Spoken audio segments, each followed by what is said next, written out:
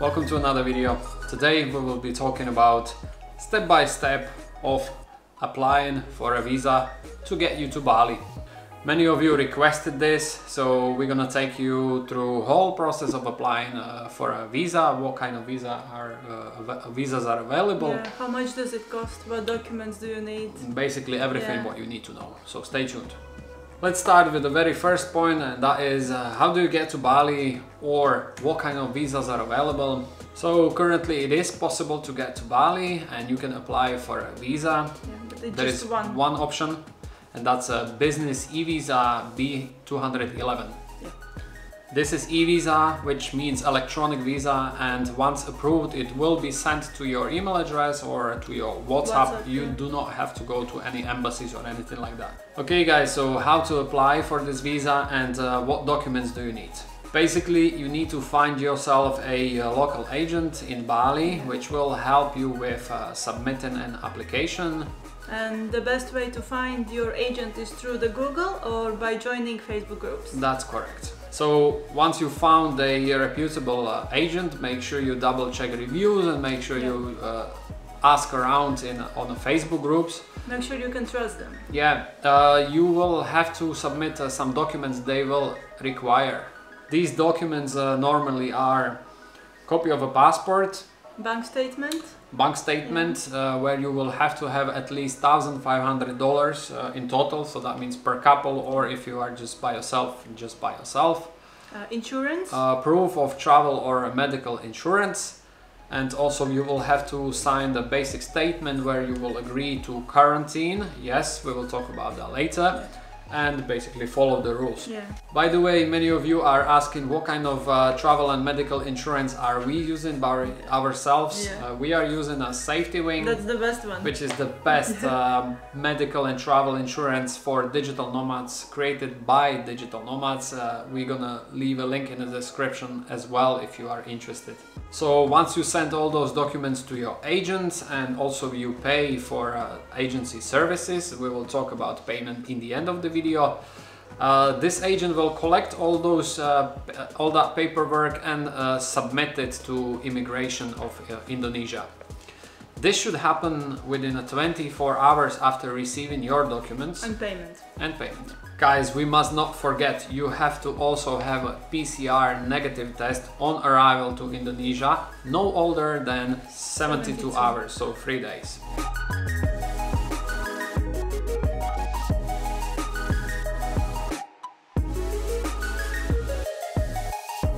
Once all the documents are submitted, you will be waiting in average for about 3 to 5 business days until your visa is approved. Once your visa is approved, your agent will definitely let you know it is approved and will send it over to you, as mentioned before, via email or WhatsApp. Yeah. Guys, make sure you print that visa because you will need to scan QR codes many times during your journey to Indonesia. Guys, it is very important to book your flights from wherever you are to Jakarta, because this is the place you will have to quarantine for 5 days.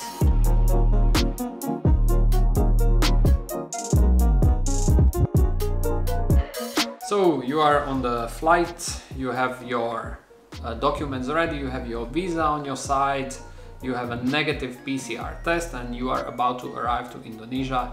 Get ready to quarantine for 5 days in designed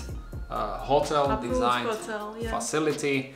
If you want to know more about booking those hotels and what is included, how much does it cost, please contact your local agent, because unfortunately we do not have this information, but they will be able to explain you and give you all the information you need. After spending 5 days of quarantine in Jakarta and going through 2 more PCR tests to be sure you are not COVID positive, you are free to go and you can enter the Bali.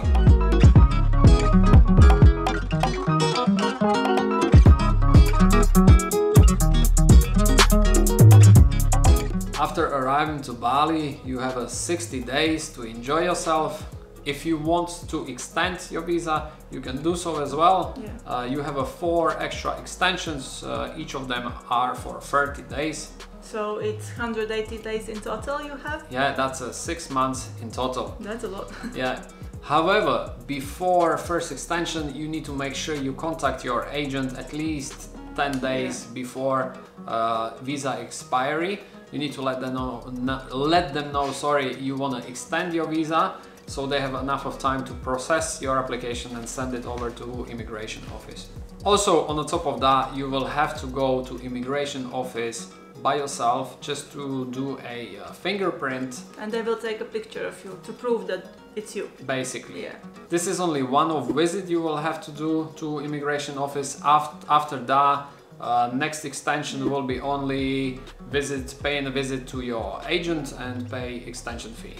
Approximately 1 week after visiting immigration office and doing a fingerprint and a photo, your agent will let you know if your visa extension is approved, which most probably will, and you can come to your agent office and collect your passport. And now big question is how much all of that costs. So there's been plenty of prices out there. I've seen people claiming it costs this much and that much, 500 euros, 1000 euros.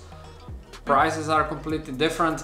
From our own experience, it should cost you around 250 pounds per person. 5 million Indonesian rupiahs. 5 million Indonesian rupiahs. It can cost more, it can cost less, depends on what agent, what is the reputation of agent as well. Also, each extension will cost you around 800,000 Indonesian rupiahs, which is 40 pounds per person. These are the average prices you should pay, as mentioned before. Guys, we hope this video helped you in some way. You found it useful and we cleared up all your questions. Also, if you want to, you can buy us a coffee now. We're gonna leave a link down in the description. We love coffee. Thank you very much for watching. Don't forget to subscribe and we will see you in the next video very soon. We see you in Bali. Bye bye. Bye bye.